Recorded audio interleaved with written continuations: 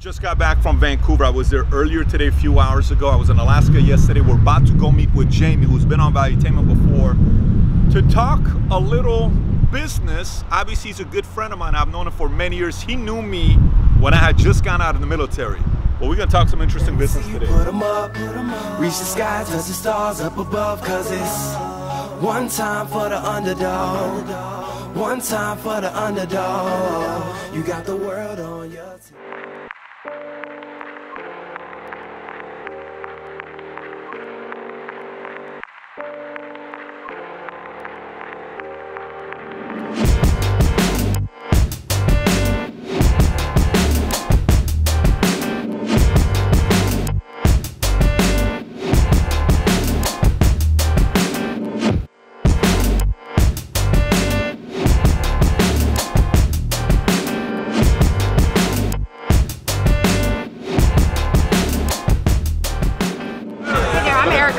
How are you, Erica? Hey there.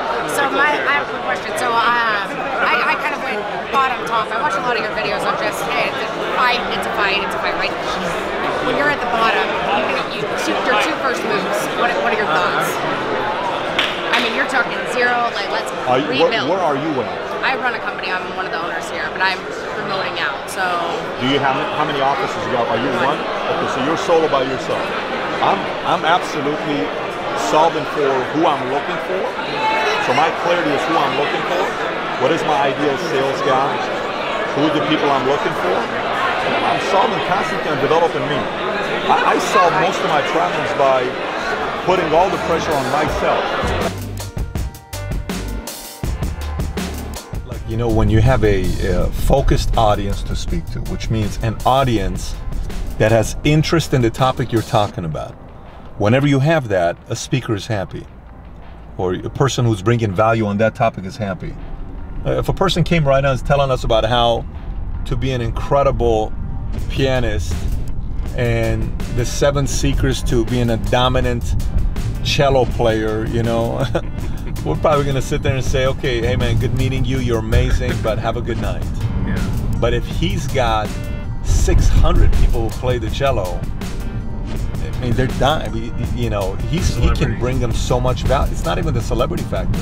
He can hit points with them that they need to hear, that they will understand he's given to them. That's what this was tonight.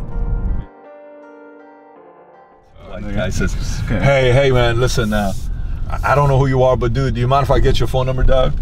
I'm like, no, not phone number, but good try, man. Keep asking that question. So right now what I'm doing is, that's exactly what I want to do. What you did with PHP, I want to do that with the mortgage guy. We have 3 offices right now: Glendale, Pasadena, and West Hollywood, which is the main office where I operate from. And the 4th one will be open next month in Miami. I mean, I only studied 2 people now, which is you and Grant, and I feel like I know more of Patrick than Patrick of himself, and more of Grant than Grant knows. Because I just, every morning she's trying to sleep, and at 5 a.m. 4 a.m. I'm like catching up with all of Patrick's videos, catching up with all of Grant's videos, and it's like your voice is all over the place right there in my house in the mornings. So one of the things you missed was, I told him, I said, I don't know if Mortgage Guy, the name, helps in building a national business. Mortgage Guy works if you want to be a car-doing type of a style, not if you want to build a national business, because a 25-year-old Patrick Bay David that decides to work with them, eventually I'm going to want to be the mortgage guy, so I would leave. Mortgage guys, I would say I'm one of the mortgage guys, plural, I'm a part of something. Mortgage guy, I am saluting to someone. Mortgage guys, I'm part of an army.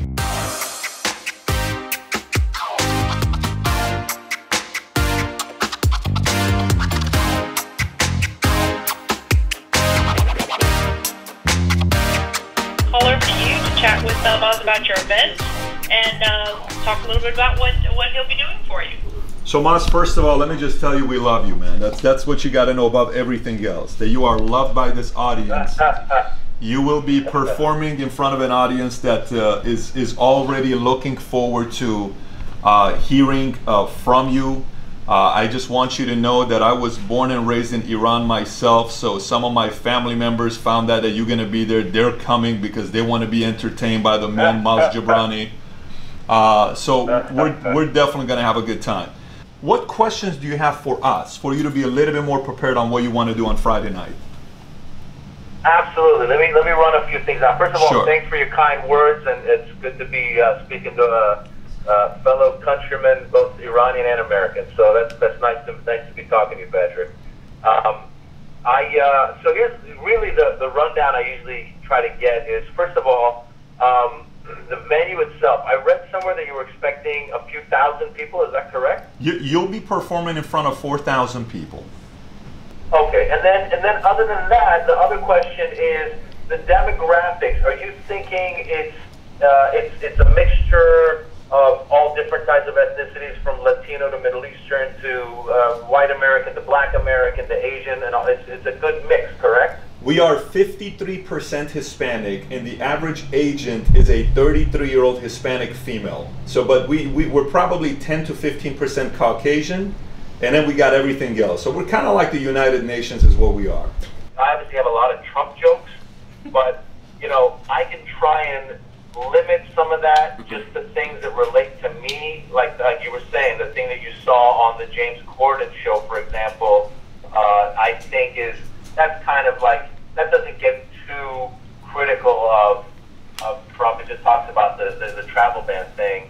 It's all good. Remember that some of the biggest insurance and financial company CEOs will be there that night as well. Some very big, well-known investors and venture capital guys will be there as well. These are some guys that manage $2 billion funds.